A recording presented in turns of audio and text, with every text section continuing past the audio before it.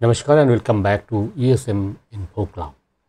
Friends, एक serviceman का जो भी फैसिलिटीज़, जो भी वेलफेयर ग्रांट्स आपको केंद्रीय सैनिक बोर्ड या अन्य किसी भी सोर्सेज से मिलता है, इन सब का जानकारी अगर आपके पास नहीं होगा तो उसका अवेल आप नहीं कर पाएंगे।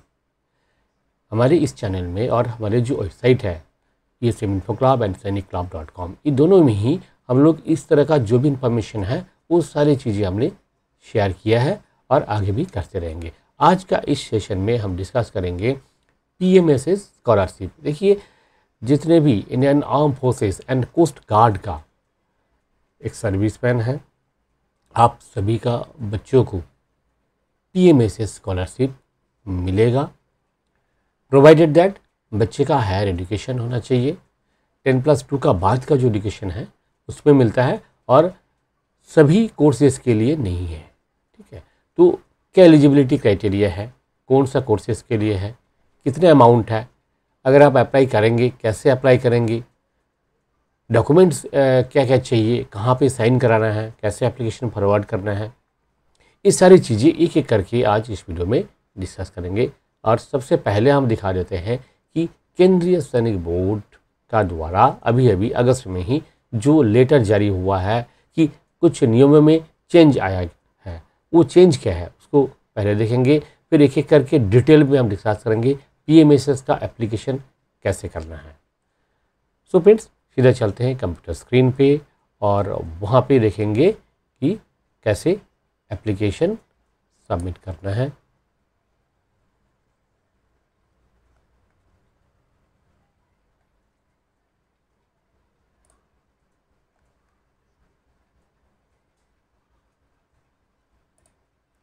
तो दोस्तों देख सकते हैं, ये है केंद्रीय सैनिक बोर्ड का वेबसाइट है और यहाँ पे जिस तरह से शेयर किया गया, मैं बिल्कुल जनरल इन्फॉर्मेशन इंट्रोडक्शन से आपको दिखाऊंगा।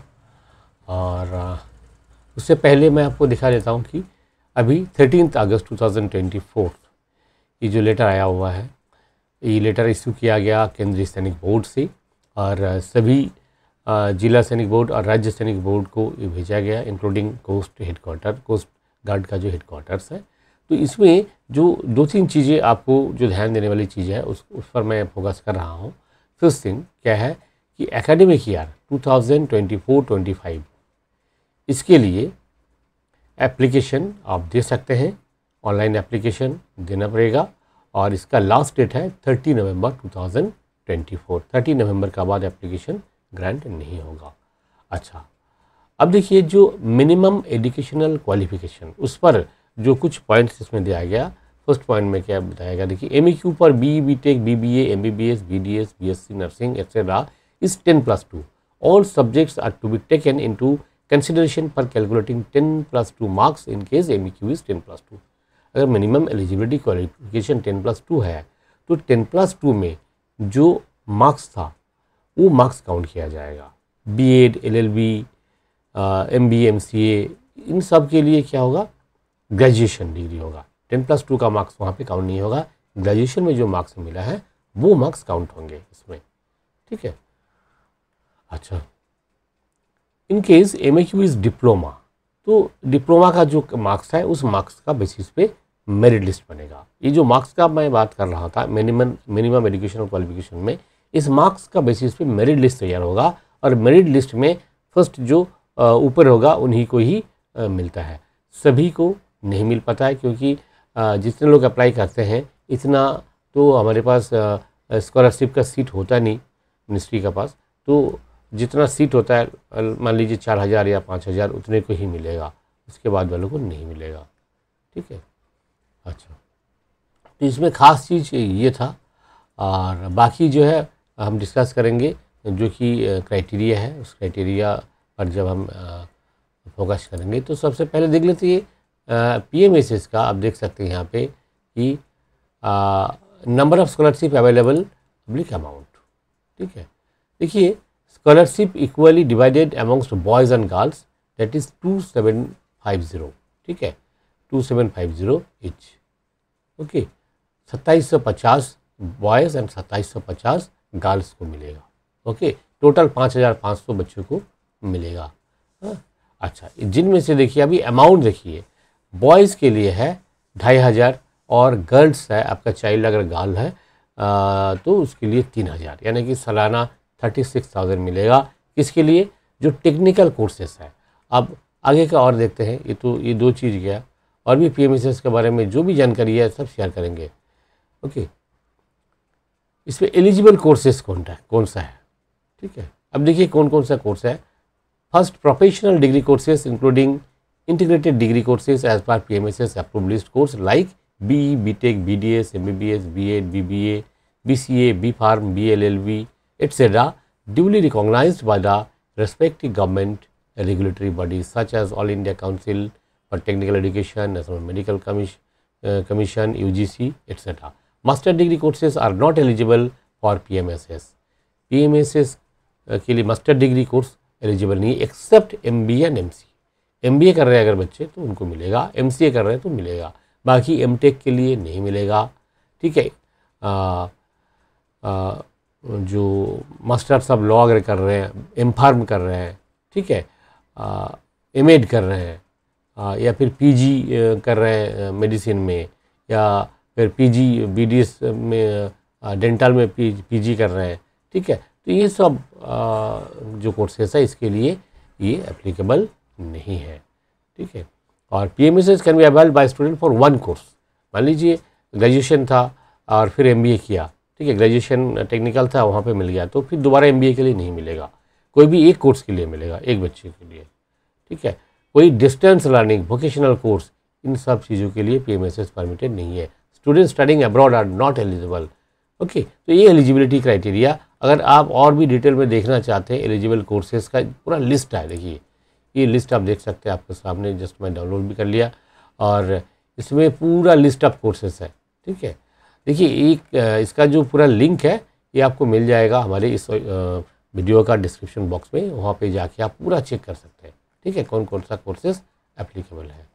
ओके, अच्छा, अब वापस आते हैं कि और भी जो इन्फॉर्मेशन है जनरल इन्फॉर्मेशन में जो हम देखे थे।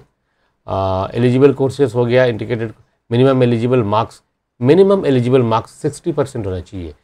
इस साल से हुआ है, 60% से अगर कम होगा तो बच्चे का एप्लीकेशन ग्रांटेड नहीं होगा। दूसरी बात देखिए, अगर बच्चे का डेट ऑफ बर्थ जो डॉक्यूमेंट में है और जो एजुकेशनल डॉक्यूमेंट में है और सर्विस डॉक्यूमेंट में, ये दोनों में कई बार देखा गया बहुत सारा फ़र्क होता है। तो ये फ़र्क जो है एक साल से ज़्यादा नहीं होना चाहिए। 366 डेज़ वहाँ पे कहा जाता है, इससे ज़्यादा फर्क नहीं है चाहिए, ज़्यादा गैप नहीं होना चाहिए दोनों में, ठीक है, इतना डिफरेंस नहीं होना चाहिए। ओके, अब देखिए डॉक्यूमेंट कौन कौन सा चाहिए, वो भी इसमें हर चीज़ है। New application, how to apply, list of documents. Okay, list of documents पहले दिखा देते हैं। देखिए इसमें क्या क्या चाहिए। एक सर्विसमैन, एक coast guard certificate duly filled by signed by ZSB, ये चाहिए। बोनाफाइड सर्टिफिकेट स्कूल से साइन कराना होगा। एक एनेक्सर होगा, एनेक्सर 1, एनेक्सर 2, एनेक्सर 3। और देखिए 3 चीज़ें साइन कराना है। फर्स्ट थिंग क्या है, एक एनेक्सर 1 है जो कि आपका जिला सैनिक बोर्ड से साइन करा के लाना है। दूसरा एक एनेक्सर है एनेक्सर 2, ये स्कूल से साइन करा के लाना है।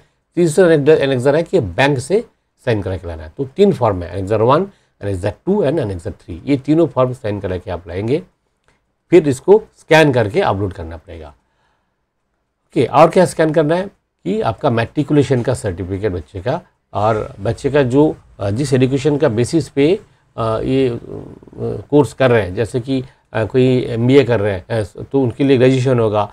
कोई अगर BTech कर रहे हैं या MBBS कर रहे हैं तो उसके लिए 10+2 होगा। तो 10+2 का जो सर्टिफिकेट्स है वो देना पड़ेगा। तो first page of bank passbook का भी देना पड़ेगा। आधार कार्ड का ओरिजिनल जो है स्कैन करके देना पड़ेगा। आप एक सर्टिफिकेट का जो PPO है वो भी देना है। अब देखिए इसमें प्रायोरिटी है। प्रायोरिटी 1 में कैटेगरी 1 जो है आर्मी, पार्ट ऑर्डर, नेवी, जनफार्म, ओके, और कैटेगरी 2 के लिए एयरफोर्स POR, एंड कैटेगरी 3 के लिए copy of PPO relevant, okay, supporting document का जो बात कर रहे हैं, ओके, ये सब चीज़ देना है। ओके, अच्छा, तो ये सब इसका जो फॉर्मेट है यहीं पे मिल जाएगा, लिंक आपको मिल जाएगा डिस्क्रिप्शन बॉक्स में। अब आते हैं PMSS का न्यू एप्लीकेशन। आप अप्लाई ऑनलाइन, कैसे ऑनलाइन अप्लाई करेंगे। देखिए ऑनलाइन अप्लाई करने के लिए सबसे पहले तो आपको ये रजिस्ट्रेशन फॉर्म फिलअप करना है। जब रजिस्ट्रेशन फॉर्म आप जैसे देख सकते हैं स्क्रीन पे, ये फॉर्म जब आप फिलअप करेंगे यहाँ पे बच्चे का नाम, आपका पूरा डिटेल्स, बैंक डिटेल्स, ये सब चीज़ यहाँ पे देना है। बच्चे का नाम से बैंक अकाउंट होना चाहिए, ठीक है, ये आप याद रखिए। तो ये सब चीज़ देखिए जब फिलअप करेंगे तो फिर उसके बाद आपको जो डॉक्यूमेंट बताया वो सारे डॉक्यूमेंट भी अपलोड करना है। सब डॉक्यूमेंट अपलोड हो जाएगा, फिर सबमिट कर दीजिए। इसके लिए कोई फ़ीस कहीं पे किसी को फ़ीस पेमेंट करने की ज़रूरत नहीं है, और आप खुद ही कर सकते हैं, मोबाइल में भी कर सकते हैं, लैपटॉप या पीसी या घर में, तो उससे भी आप कर सकते हैं, ठीक है। अच्छा, इस बात पर एक चीज़ मुझे याद आया, देखिए बहुतों का पास अभी भी, बहुतों का घर में अभी भी लैपटॉप या कंप्यूटर नहीं है। पर आज का ज़माने में जो IT एज है, मैं आप सबसे ये रिक्वेस्ट करूँगा, घर में बच्चे के लिए कम से कम एक कंप्यूटर तो खरीद के आप रखिए। देखिए ये कंप्यूटर कितने में आता है, अगर आप ब्रांडेड लेंगे तो काफ़ी महंगा आ जाएगा, वो भी देखिए 20,000 25,000 में आ जाएगा। और अब मैं आपको सजेस्ट करूँगा आप अमेज़न या फ्लिपकार्ट से ले लीजिए, वहाँ पे आपको जो है रिफर्बिश्ड मिल जाता है। रिफर्बिश्ड अच्छे कंप्यूटर आपको मिल जाएगा, टोटल सेट आपको मिल जाएगा 15,000 में, ठीक है, बिल्कुल टॉप मॉडर्न का 16 GB रैम का साथ आपको i3 या i5 आपको मिल जाएगा, ठीक है। तो ये सब चीज़ें आप ट्राई करके रख सकते हैं। घर में एक कंप्यूटर होना ज़रूरी है, जैसे इस तरह का जो एप्लीकेशन करना है इसके लिए भी ज़रूरी होता है, और दूसरा बच्चे का एडवांसमेंट के लिए उन्हें सीखना है, ठीक है, कंप्यूटर मस्ट है घर में, ओके। और हमारे जो ये कोशिश है वो अभी जो है ये प्रोजेक्ट चल रहा है, एक प्रोजेक्ट कि चीप रेट में, बहुत ही कम रेट में, हमारा जो रेट हमने रखा कि विदिन 10,000, लेस देन 10,000 में कंप्लीट आपको कंप्यूटर प्रोवाइड करेंगे, ब्रांडिंग करके बिल्कुल, और उसमें वारंटी भी रहेगा। तो इसका काम थोड़ा सा समय लगेगा, लगभग 6 महीना और समय लग जाएगा। उसका काम चल रहा है, क्योंकि इसका डॉक्यूमेंटेशन जो पार्ट है एक बहुत बड़ा पार्ट है, ठीक है। ये सब परमिशन जब तक नहीं मिल पा रहे, पर असेंबल तो हमारे पास है। अगर आप कलकत्ता में हैं तो आप हमसे कंटेक्ट कर सकते हैं, तो आपको हम प्रोवाइड करेंगे। पर ऑल इंडिया में जैसे ऑनलाइन शॉपिंग साइट में प्रोवाइड कराना, वो अभी तक नहीं हो पाया। इसके लिए थोड़ा डॉक्यूमेंटरी प्रॉब्लम जो है वो जब सॉल्व हो जाएगा तो फिर ये भी आपको ऑनलाइन में मिल जाएगा। ESM इन्फो क्लब का नाम से ही आपको ये कंप्यूटर मिलेगा 1 साल का वारंटी का साथ, ठीक है। अच्छा, तो यानी अब जो हम बात कर रहे थे कि PMSS का जो एप्लीकेशन है, इस तरह के आप एप्लीकेशन कर दीजिए। और एप्लीकेशन का जो पूरा प्रोसेस है, इस पर मैंने पहले भी वीडियो बनाया, इसी चैनल में है, वो वीडियो आप देख सकते हैं, PMSS का एप्लीकेशन कैसे करना है, ठीक है। और अगर आपको कोई सवाल है इस पर तो आप हमें भेज सकते हैं। हमारा जो व्हाट्सएप ग्रुप है, जिसका लिंक इस वीडियो का डिस्क्रिप्शन बॉक्स में है, वहाँ से आप ग्रुप में ज्वाइन कीजिए। और आपका PMSS के ऊपर कोई भी सवाल है तो आप वो सवाल हमें भेज सकते हैं। और सिर्फ PMSS ही नहीं, बहुत सारी इन्फॉर्मेशन एक सर्विसमैन का, उनका डिपेंडेंट्स का, welfare, jobs, education, family pension से लेकर के सर्विस पेंशन, डिसेबिलिटी पेंशन, हर चीज़ के बारे में इन्फॉर्मेशन आपको मिल जाता है ESM इन्फो क्लब का वेबसाइट या फिर यूट्यूब चैनल। और इस तरह का इन्फॉर्मेटिव चैनल आपको मिलेगा नहीं। देखिए, एक सर्विसमैन का रिलेटेड चैनल बहुत आपको मिलेगा, पर उसमें इन्फॉर्मेशन बहुत कम है। मैं देखा, ये मैं बोलने में मैं मजबूर हूँ, फिर भी मैं किसी का बुराई नहीं कर रहा हूँ, मैं जो रियलिटी है वो बता रहा हूँ। ज़्यादातर जो चैनल है वो क्या करते हैं, वो ऐसी कुछ मसालेदार जो न्यूज़ है जो आप सुनना पसंद करते हैं वो न्यूज़ प्रोवाइड करते हैं। जैसे ORP3 का टेबल, इसको लेकर के रोज़ एक एक वीडियो डाले जा रहे हैं। गवर्नमेंट अभी तक ORP3 का कोई टेबल नहीं डाले हैं, ठीक है। आज मैं 31 अगस्त का बात कर रहा हूँ, ठीक है, पर रोज़ एक एक वीडियो आपको मिलेगा। हाँ, इस तरह का और भी बहुत सारी चीज़ें हैं जो कि फालतू का लोग ऐसे ही जस्ट आपको अट्रैक्ट करने के लिए ये चीज़ डालते हैं। अगर आपको वो देखना है आप देखिए, मैं मना नहीं कर रहा हूँ, वो भी आप देखिए, आपको अच्छा लगता है। पर आपको जो काम का चीज़ है, जो इन्फॉर्मेशन आपको चाहिए, जिससे आपका वेलफेयर जुड़ा हुआ है, ये सब चीज़ आपको ESM इन्फो क्लब में ही मिलेगा। तो जुड़े रहिए हमारे साथ, ज़रूर सब्सक्राइब करके रखिए। अगर अच्छा लगे तो शेयर भी कीजिए इस वीडियो के साथ। फिर मिलेंगे अगले वीडियो में। नमस्कार, जय हिंद, जय भारत।